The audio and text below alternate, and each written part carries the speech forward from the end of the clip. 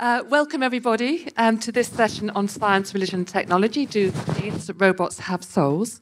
I'd like to introduce my esteemed panel. Dr. Beth Singler is the Research Fellow in Artificial Intelligence at Homerton College, the University of Cambridge. Rabbi Laura Janner-Klausner, Rabbi at Bromley Reform Synagogue and former Senior Rabbi to Reform Judaism. Professor Neil Lawrence is the DeepMind Professor of Machine Learning at the University of Cambridge. And Dr. Nick Spencer is the Senior Research Fellow at Theos think tank. Now, along with Dr. Hannah Waite, Nick has completed some extensive research funded by the Temple Religion Trust into public attitudes towards science, religion, and the future of technology. And along with some of our panel here, he's going to be taking part in a series of Zoom briefings over the coming weeks with the Religion Media Centre, where he's going to share some of the results of that research and reflect on questions of how far scientific advances might lead to greater longevity, even immortality, whether artificial intelligence could provide us with better friends than the ones we've got already, surely not, and whether it might even be possible to say that machines or robots have souls. We'd love you to join us for those online briefings. Do keep a lookout for when they're taking place, but that's Tuesdays, 2 p.m. Now, the last of those questions about the possibility of machines having souls, we'll come to later in our session. First of all, I'm going to invite Nick to share a few thoughts on his research and the questions that it raises for him. Thank you very much, Rosie. Good morning, good afternoon, I think, everybody. Do machines have souls? One of the publishing events of last year was a new novel from Kazuo Ishiguro, the Nobel Prize-winning author. Clara and the Sun is a story about an artificial friend, Clara, of the title, and her relationship with a sickly girl called Josie.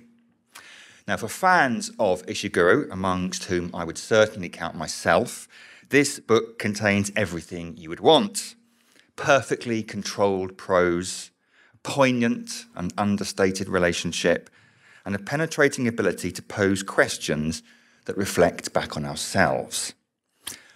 As far as I can recall, the word soul is not mentioned once in the book, but the world of the soul is. Do you believe in the human heart? Josie's father asks Clara at one point. I don't mean simply the organ. I'm speaking in the poetic sense, something that makes each of us special and individual. Clara responds later in the conversation saying, the heart you speak of might be the hardest part to learn. It might be like a house with many rooms. The book revolves around love and death and self-sacrifice. And towards the end, Clara, who is solar-powered, converses with the sun. She bargains with it and begs from it. She finds its rays too intense to stare at in the face. And she observes that the sun's special kind of nourishment had revived. The word she uses is saved, a man on the roadside whom she thought was dead. We are clearly in the spiritual realm here with spiritual illusions, albeit scrubbed clean of explicitly spiritual language. Now, for many, including allegedly religious people, the idea that artificial intelligence might achieve human levels of sophistication and feeling, and above all, spirituality, is supposed to be deeply alarming. Late last year, the BBC ran a piece on whether AI will transform religion. The report presented various priests and believers with examples of roboticized religiosity, and the faithful tended to receive them with qualified enthusiasm. But their qualification was a firm one. AI was as fine as far as it went, but that could only be so far because, we repeatedly heard, AI could not have a soul.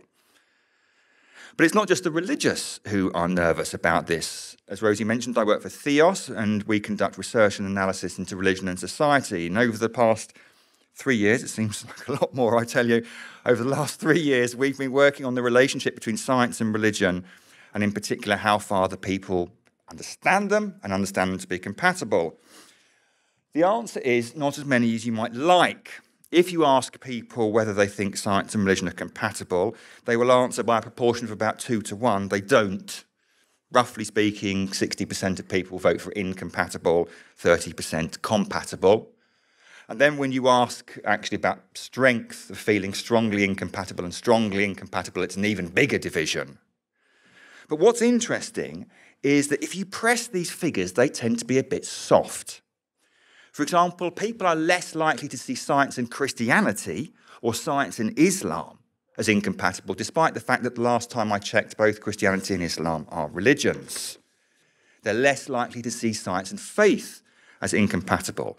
And when you ask them about specific sciences like neuroscience or psychology or cosmology, the level of opposition begins to melt away and you get a far more balanced picture. In other words, this whole science and religion issue seems to be more of a war of words than a war of worlds. The very phrase science and religion has a long, entangled history and seems to set off a kind of Pavlovian response with people. We hear Galileo and Wilberforce and Huxley and the Scopes monkey trial and creationism and intelligent design and new atheism, and all of a sudden the whole debate gets very combative, very sterile, very quickly. But as a keen advocate of science and religion, I would say that the conversation shouldn't be combative or sterile. Rather, I think it's one of the most interesting and fruitful conversations it's possible to have, and AI might be a way to make it more so. Among the other questions we posed in our survey, we asked people whether they thought one day robots would have a soul. Overwhelmingly, they don't. 75% disagree, 5% agree, the rest can't really make up their mind. Importantly, though, this wasn't simply a religious response. As the numbers suggest, it was across the board. Although, interestingly, as we may come to, those who were biblical literalists were more likely to think that one day robots might have souls. Make of that one what you will. There's no doubt lots of reasons for that particular view, and no doubt we'll come to discuss them. But it does seem to me we're pretty strongly wedded to the idea of human uniqueness, even if we're not believers. And perhaps we're perfectly right to be. Perhaps technology will never be able to match our human levels of sophistication. Perhaps silicon is no match for carbon. Perhaps humans are truly unique. But that does invite another question. How do you know? How do you know if another entity has a soul, or a poetic heart, or indeed free will, or mind, or consciousness? On what basis do you infer or confer personhood on another thing? At what point does something become someone? These are not scientific questions, or at least they're not questions that can simply be decided by a process of hypothesis and experimentation and falsification. They're philosophical and religious questions, and they're questions for which the history of science and religion has one or two instructive lessons for us. Here's one. In 1906, Ota Benga, a short 23-year-old Congolese man, was put on public display in the New York Monkey House. William Hornaday, who was the director of the New York Zoological Park, explained why he had put Mr. Benga there. "I'm a believer in the Darwinian theory," he replied, "and I demonstrate such specimens purely as an ethnological exhibit." The crowds loved it, but others were not so pleased. The Coloured Baptist Ministers' Conference, led by the Reverend James Gordon, protested vehemently against the exhibit and the reason he was put there. The New York Times supported Hornaday, saying the Reverend Cullen brother should be told that evolution is now taught in the textbooks in all schools and that there is no more debatable than the multiplication table. But what's interesting was the language with which the Reverend Gordon complained. Our race is depressed enough without exhibiting one of us as with the apes. We are worthy of being considered human beings with souls. Now, talk of souls was not going to persuade the scientifically minded men who put Mr. Benga into the monkey house. But nonetheless, that was the language with which Gordon chose to make his case. There was a clash here. And it wasn't simply that familiar clash between obscurantist religious believers and pioneering scientists. There are lessons we might take from this extreme, but by no means unique story. Perhaps one of them is that humans in the past have been sometimes rather too keen to exclude one another from full personhood on scientific grounds. The 19th century science in the 19th century is replete, Western science in the 19th century is replete with attempts to redefine and exclude many non-Western persons. And interestingly, we're seeing something similar today with the slow rehabilitation of Neanderthals, who for 150 years have been depicted as knuckle-dragging morons. But now that we share apparently 2% of our DNA with them, are slowly being revalued as sophisticated with art and imagination and culture and perhaps even religious sensibility. Now, to repeat and to end, none of this means that robots have or even necessarily will attain a soul or a poetic heart or personhood. But as science becomes ever more able to design and build machines that can move and speak and learn and think and perhaps even, like Clara, relate and love, it moves onto a territory that's long been occupied by the religions of the world. And I would argue that this is an opportunity for constructive, if sometimes provocative dialogue, and a warning not to shut down the full personhood to other entities too quickly. Thank you.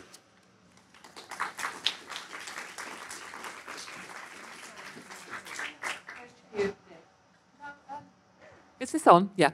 We've had the science and religion sort of culture wars largely around biology and evolutionary theory.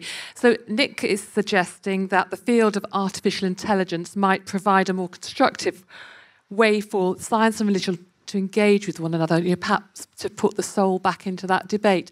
Beth, you first. What's your response to that idea? I would like to start by saying I agree with Nick's approach on this subject, that before getting into, for me, the subject I remain agnostic on, the ontological, the actual reality of the soul, let's think about what that question implies about our history of having this debate as well, and the kinds of non-human and human intelligences we have included or excluded. To your point on does this reinvigorate the debate, I think it certainly does, but with many things, it can very quickly divest into a very strong binary of the utopian and the dystopian. So we would hope that in the utopian sense, it would lead to valuable, useful conversation about what is the relationship between religion and science, as we would have here, I imagine. But as a public anthropologist looking at the discourse online, very quickly it can go into the dystopic space. And when we think about the future of AI and robots, we very quickly pick up narratives and tropes from science fiction. And when you start talking about will robots have souls, you start worrying about all the attendant terms that come with that, with the baggage. We talk about consciousness, sentience, agency, free will, and you fall quickly into these stories about robot uprisings. So we have to be very careful that obviously this is a select group of people who've opted into the conversation, but so many people out there are sort of getting their dribs and drabs from imagery in the press, in science fiction, and running very fast into the dystopic talk. Neil, you wouldn't call yourself religious, but you're very involved in conversations with religious partners like Laura on this topic. You're deep into machine learning and all that means. Why is it important for you to be involved in these more philosophical conversations, if you like? Well, I think they're very informative. Contextually, what we're talking about with religion is an other intelligence that's outside us, and people have put a lot of thought into what that means for us. And I think you see a lot of the conversations, as Beth was hinting, around AI are a bit simplistic at the moment. And one of the ways of lifting those conversations is to look at this history of conversation about outside intelligences and see the sort of path that they went along. I also think that there's some interesting parallels between the challenges we face in this area. So I would almost characterize, try and recharacterize, be interested if Nick agrees. I don't think that the war is between science and religion. It's more between absolutist thinking and nuanced thinking.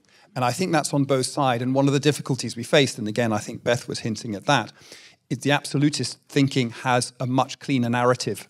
And also Vincent Nichols was sort of talking about this earlier, so the stories that surface first are the absolutists. It's going to be like this, they will have souls, they will have all these sorts of things. Whereas one of the things that sort of Laura and I have talked a lot about, how faith as a word, for her, doubt is core to that. And if you view science, if you have a good understanding of science, you understanding doubt is core to science. And the problems that Nick was mentioning is often when there was a lack of doubt in the scientist's mind because they thought they had discovered some grand truth that was only available to them, and that leads to horrific things. If they'd done what they're supposed to do as good scientists, which is to have doubt, they would realize that these things that feel intuitively wrong, like exhibiting humans, are things you should not do, justified by a simplistic perspective on a theory, regardless of the soundness of that theory. Thank you, thank you. Laura, you're a self-confessed geek and you're a lover of big data. I am. But you're also a rabbi, so I'm going to get you to compartmentalise a bit. And with your rabbi hat on, why is it important for Judaism to engage with these questions of AI?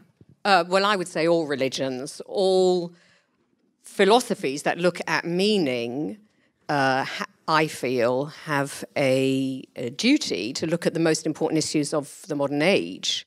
And what we are faced with now, and finding a language around it to move away from exactly what Beth is saying about dystopian and fundamentalist thinking, is for all of us. It's not just Judaism. I can say for Judaism, the questions that are important that we struggle with is that they raise is not so much about the soul and robots, but what does it mean to have human experiences mediated by a screen?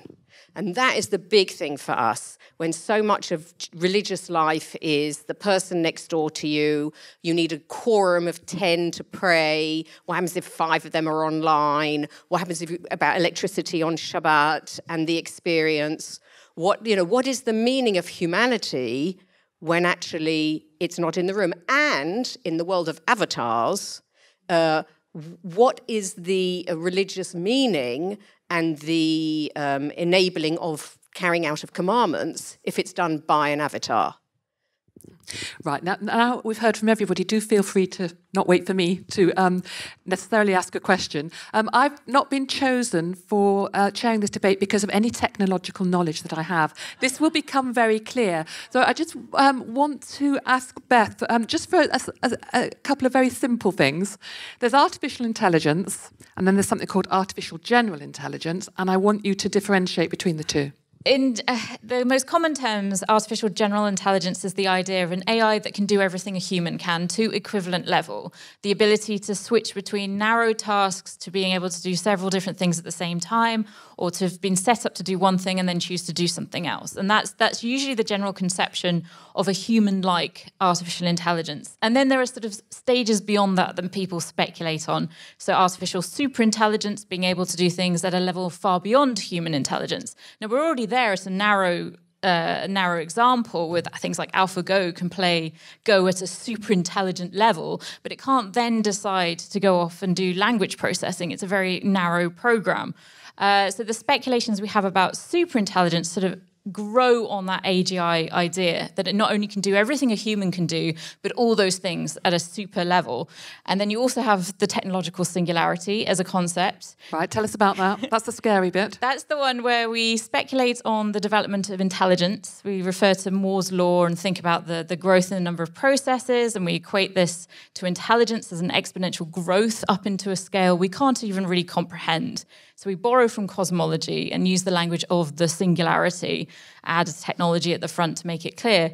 And this is either a singular entity or many entities or a combination of human uploaded minds at a very exponential intelligence that's beyond conception. This is where the robots take over. So this is doomsday, isn't it? This is the apocalypse in secular terms, Neil. In some scenarios, but not all.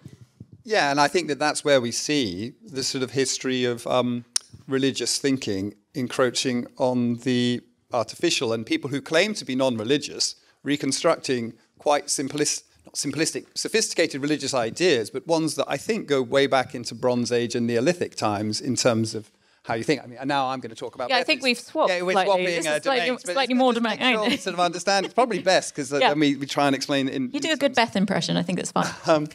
So, and I think that is what some. And it's problematic because, of course, these narratives are appealing in some sense, historically appealing, but they're not really representative of the technology. So we don't have anything on AGI, artificial general intelligence. Like all the capabilities we've gained so far are in narrow fields like language processing or language generation. But, of course, it's very hard to separate out these two things in the public mind. So when they see these advances, they sort of... And then you hear these other stories. Everything gets conflated, which it means it's quite a difficult landscape, I think. You don't have to go all the way with the idea of the singularity, though, to sort of engage with the question about the extent to which AI is starting to perhaps take human decisions from us. I mean, Laura, can you speak to the human fears that the idea of the singularity is talking to? Yes, I loved what you just said about taking human decisions from us. And I think that that's the core idea. Where does agency lie? So a lot of the stuff around the language that gets used, and Neil will often talk about, the anthropomorphization of AI, and therefore what we're projecting on AI. But I think the core is, we are the people who make the algorithms. We have the agency. And even though there is deep learning, it is in our hands. There's a great piece in the Torah which says, it's not because of my strength and my vigor that I've got this. It's not.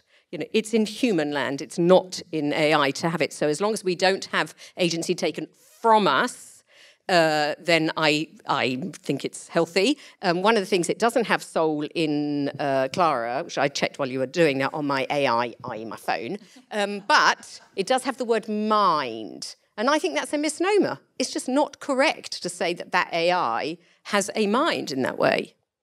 I think the problem is that, the AI is bigger than any of our minds. And so the question is who? When you say that, go on. Why don't you say your thing about processing so much? It's so good, the speed thing. Oh, what, the embodiment thing? The right. speed. So one of the things that I try and do for public communication is to try and sort of communicate the different nature of an artificial intelligence. And so the machines we have, they're very, very high bandwidth. So, actually even your home network connection is operating at 60 billion bits per second, right?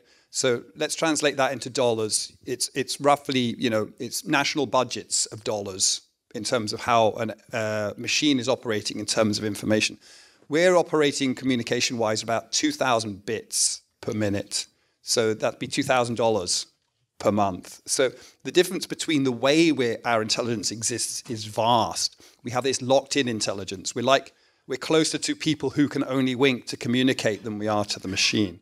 And I think that this is a lot about why our mind is so important, and there's so much uncertainty about what each other is thinking. One of my immediate thoughts is, what does soul mean to all of you? What does mind mean to all of you? You're entitled to have it mean different things, and that's one of the beauties about us. Now, if we were machines, we could just communicate exactly what that means. But I don't think we could, actually, because actually some of those concepts start to it becomes necessary that there's uncertainty around them. And it becomes necessary that they're undefined, and that undefinedness is part of the human cultural experience. So in that sense, I think that it's very inaccessible to an intelligence that's working in a different way. It can only emulate it. It can't participate because it's not in the same condition as us. But that of course, goes both ways. So for public discourse, our conception of AI is quite limited and, as I say, influenced by particular imagery. So you talk about the anthropomorphization that we go through. It sort of happens in a higher level as well, where we start sort of deomorphizing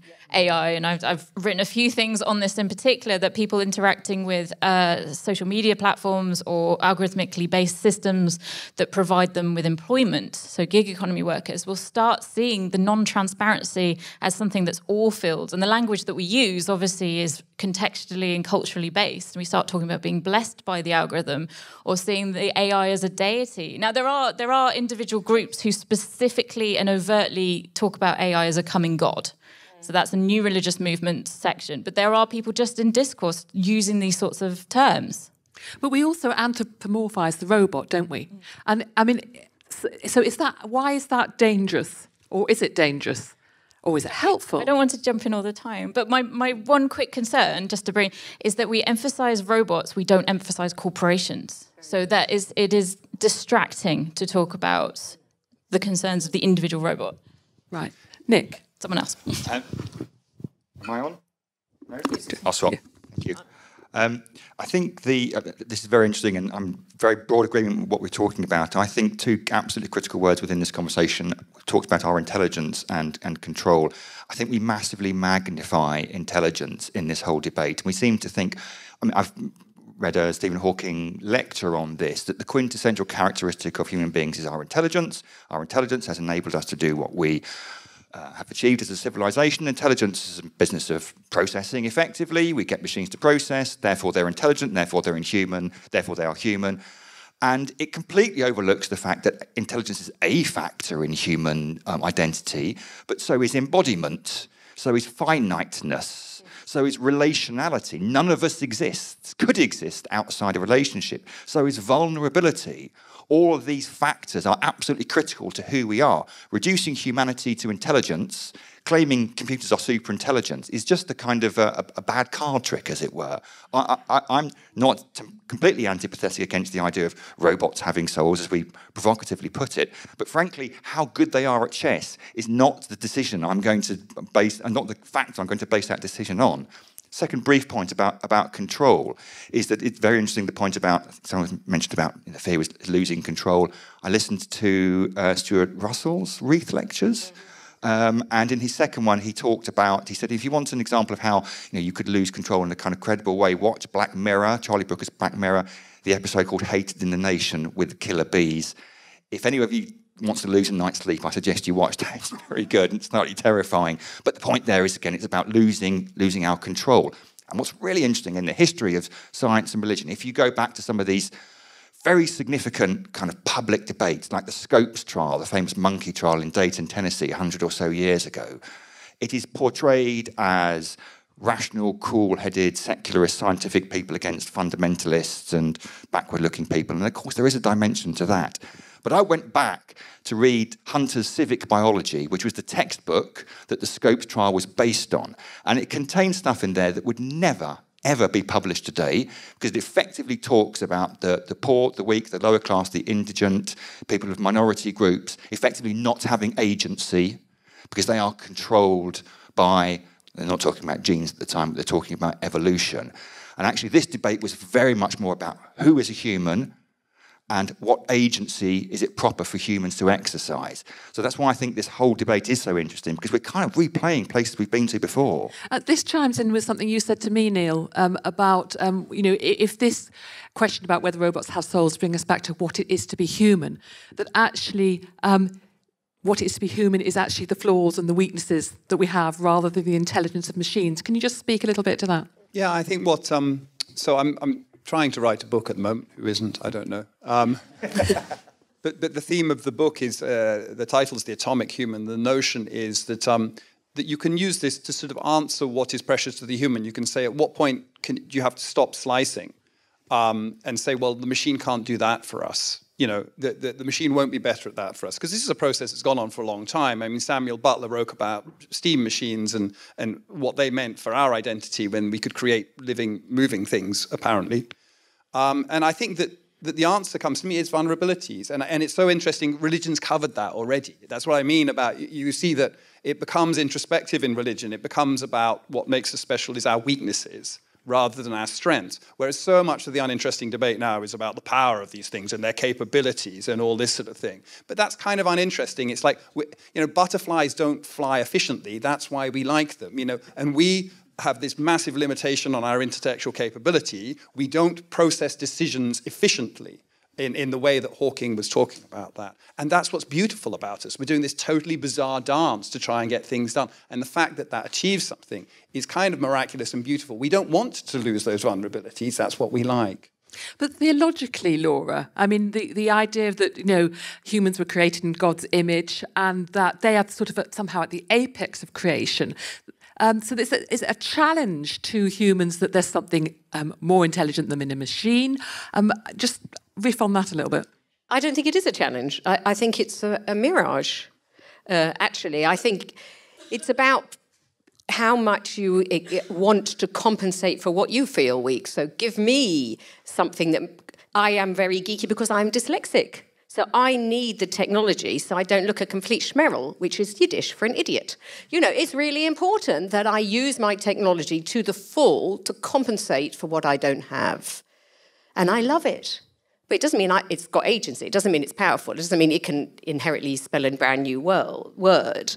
And I think it's not so much in the world of theology, because religion has such a span, and we've already mentioned, and it was so interesting, the data that you gave that people who tend to be, what language did you use? More biblical literacy. Biblical literacy. Biblical literalists. Love the idea of a robot, or believe in the idea of a robot having soul, whereas if people who understand the place of doubt can sit with them better. So this, I think, is about the nature of humanity far more than debates about the nature of God or the meaning of the universe, actually. Nick, just say a little bit more about crunching the data about the respondents who believed and didn't believe that robots have souls.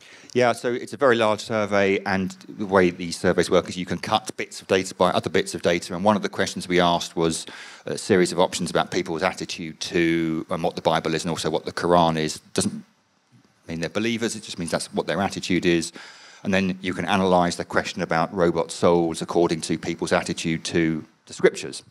And interestingly, as I said, antipathy towards the idea of robot souls pretty much across the board. The exception, it's a minor exception, and as a researcher, I'm professionally bound to say that there are small sample sizes here, so you've got to be slightly careful, were people who ticked the box saying, I believe that the Bible is to be...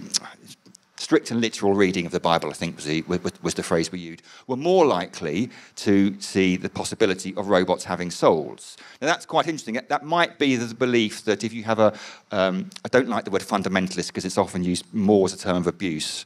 If you have a more textual literalist approach, then you are firmly of the opinion God can do absolutely anything he likes any of the time, and therefore ensouling a robot is frankly easily done before breakfast.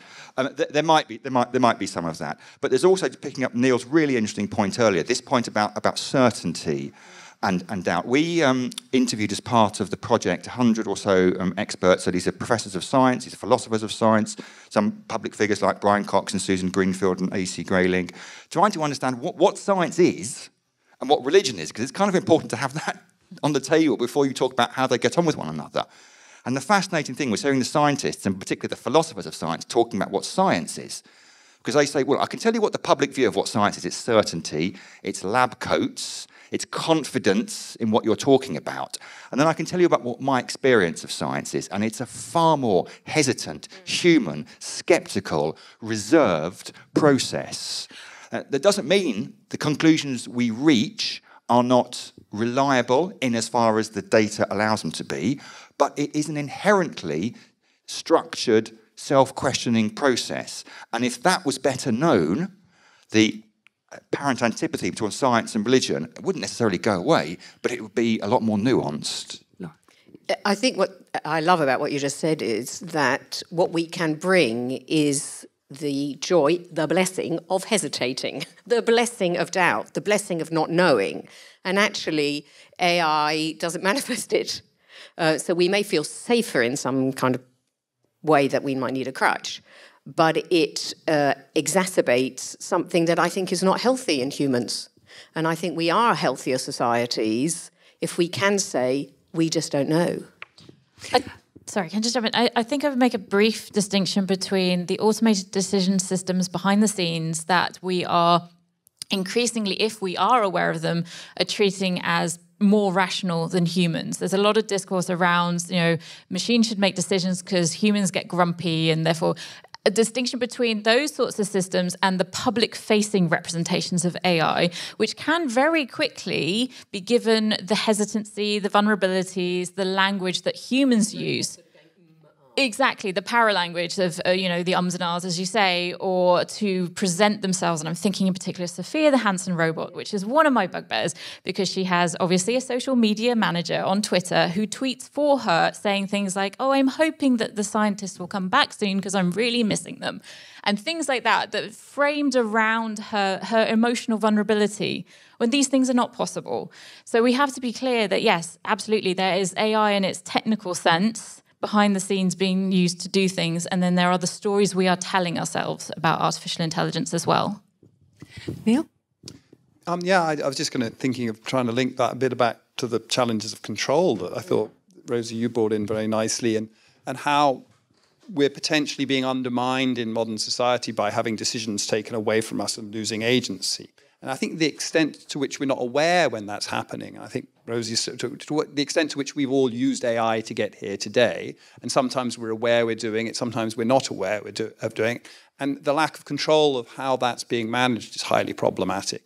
So I think the fact that, and I think beautifully mentioned by Beth, as she does often, can corporations have souls? Because in some sense, they're also outside. It's almost like a way of surgically removing the sort of conscience of people and putting them in an entity that says the business allows them to get away without engaging in the type of ethical conversations we would have individuals. That makes them far more efficient, but highly problematic. And we've got that same issue with the sort of computing algorithms that they are now implementing. But then on the other side, coming back to the hesitancy point, when we are negotiating these things between ourselves, we cue on each other's hesitancy to come to a shared decision. Yeah. And if we don't have a natural rendering of that hesitancy in these algorithmic decision-making things, we lose control in terms of our ability to come to a negotiated decision based on what we think, combining it with the information the machine has, which we don't have direct access to. I would love to give some really great news, which is Britain is actually leading the way in taking back control. And the area of AI that we haven't mentioned is to do with the Online Harms Bill. And this is a fantabulous piece of legislation, I think, because it absolutely does that. It makes the hidden things visible, and it makes the executives liable if there is harm. And we are leading the world in this. So I think Online Harms Bill took 3 years or something. It took a long time because they did it properly. And it really is the first time that people can be held, I think it's criminally responsible if it is shown that what is online is incitement to racial hatred or so on. So I think just want to put in a piece of we can take back control. Right, Nick's going to say something in a minute. And then if anybody has a question, just wave and a microphone will come to you. We've got 10 minutes for questions, and the book club on Clara and the Sun takes place over lunch, and I'll be leading it. I like that phrase, take back control. Someone should kind of use it politically, I think. Oh my gosh, it's Dominic Cummings. Terrible. I've been programmed. Actually, it was a question to ask the fellow panelists, because this is something that interests me and I have really no idea on. When I phone up a corporation or somebody for whom my custom is very, very important, I never get to speak to a human being. And on the rare occasions I do, I just want to engage them in conversation because it's so lovely. Now, I was a market researcher 20 or so years ago, and did qualitative research, and we were at the forefront of doing consumer groups this was very early days, about the possibility of automating this kind of customer service. The consumer groups that I spoke to unanimously said, we don't want this, we do not want this. I would prefer to speak to a human being who is clued up, who is helpful. We do not want this. It was going to happen anyway. And it happened because various economic and financial reasons, strategic reasons, it became the right thing to do. My concern is this happens by accident. Nobody wants this. Nobody wants to cede control in the same way as not many people want to speak to an automated customer service as opposed to a human being. But the corporations or whoever else see it as financially advantageous, and it happens by accident. Is that a realistic concern?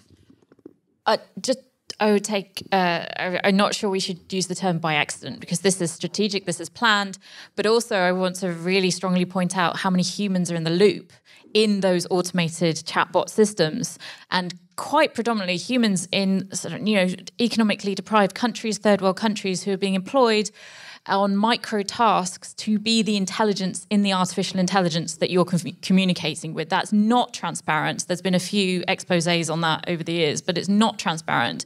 On that same subject, just quickly, there has also been a push for something, some people call them Turing red flags.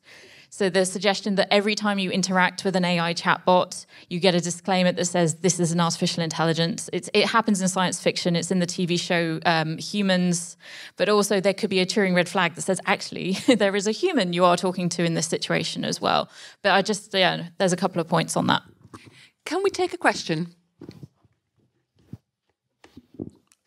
This is really fascinating. But as a dad of two teenage boys, I wonder what they would be saying if they were in your place and they were 14, 15 years old. And they don't see a difference between the digital world and a real world. There's just their world, and they are utterly, utterly immersed in it. And their sense of, I don't know, kind of a moral code, religion. I'm not quite sure where I'm going with this question, but I do think, I'm 56 and I'm kind of looking that way, and they're kind of coming up this way with a whole, without my baggage, and I'm kind of wondering what you would say to a bunch of 14 and 15-year-olds who were sort of sitting around thinking, I don't know. Yeah, forgive me, I've kind of lost it. It's like... No, you haven't lost it. And I think you're expressing a concern that a lot of parents have, that's for sure. The data's very optimistic on this, that we can see that the difference between, for instance, Generation Z and millennials on big data is actually that Generation Z are far more savvy about what they are experiencing, and they are being taught at school, and they understand from their mates what is happening, what is real and what isn't. And obviously they can get swept away in the ages of, fantasy. But I feel, I've seen it in the data, that the Generation Z they understand what's happening, they understand bullying, they understand the difference between... So I feel more optimistic than... I want to say, don't worry so much. It's really going to be it. They know what they're doing more. They start teaching millennials who do a bit like, oh, what's happening here? Whereas Generation Z are getting it. I just have to jump in here. My children are 16 and 18. I feel your pain. If they were here, they wouldn't say anything. They just roll their eyes at me. But I would, I suppose, say two things, really. One is that, I completely get what you're saying. And the moments in the last 3 or 4 years, excusably because of lockdown, when you look at this amount of screen usage and you think, oh, no. But at the same time, even amongst their peers, there is a sense that this stuff doesn't fully satisfy, I suppose. And my experience is that they got older, the more they've realised that. Now, it doesn't mean I'm going to be completely delighted about their level of screen use in 10 or so years' time. But I think there is a recognition that we've all experienced in the last 2 years or so, that screens will give you so much pleasure, so to speak, as it were, but real embodied relationships with their friends better that. So I have slightly more hope. And the other thing I would say, which is slightly tongue-in-cheek, but not, is to sit down with them and watch. It sounds like I'm on a commission here, Black Mirror. Because I was watching it with my son a couple of days ago, and he said to me at the end of it, if you say to me, again, this is what they're doing to you, I'm never going to watch this programme with you again. It's like an hour-long telling off without me having to do it. And the social dilemma. And the social dilemma, yes. They get it. Another question? This will be the last question. Oh, will it? Yes. Because we've got 5 more minutes. We might get 2 in. I'll make it really quick. This is all really fascinating, but for me, who's sort of into my 60s now, it all boils down to social justice. Who has access to this stuff? And artificial intelligence is about, new hearts. It's about prosthetic legs. It's about access to computers and phones for education and all the rest of it. And I'm just really interested in those who are designing this. Are they thinking about who's going to actually get it? And are we going to create a more unequal society because of it? Or not a society, a more unequal world because of it? So I'll put out a plug for. We just convened a report called AI at CAM. That is a report. It's a vision for artificial intelligence for the University of Cambridge, where we spoke to a lot of people in the university, and we're trying to capture exactly that challenge. We try and work backwards from societal problems, increasing digital divides, and try and also emphasize that this is not new, and actually AI doesn't fix it, but it potentially exacerbates it. And how do we ensure we have those conversations across disciplines that are so important for understanding the type of things we should work on? And I don't think this is a new problem. It's been there a lot before. Fortunately, it's much more in the public eye as the technology is being developed, and I think because people are very aware of it.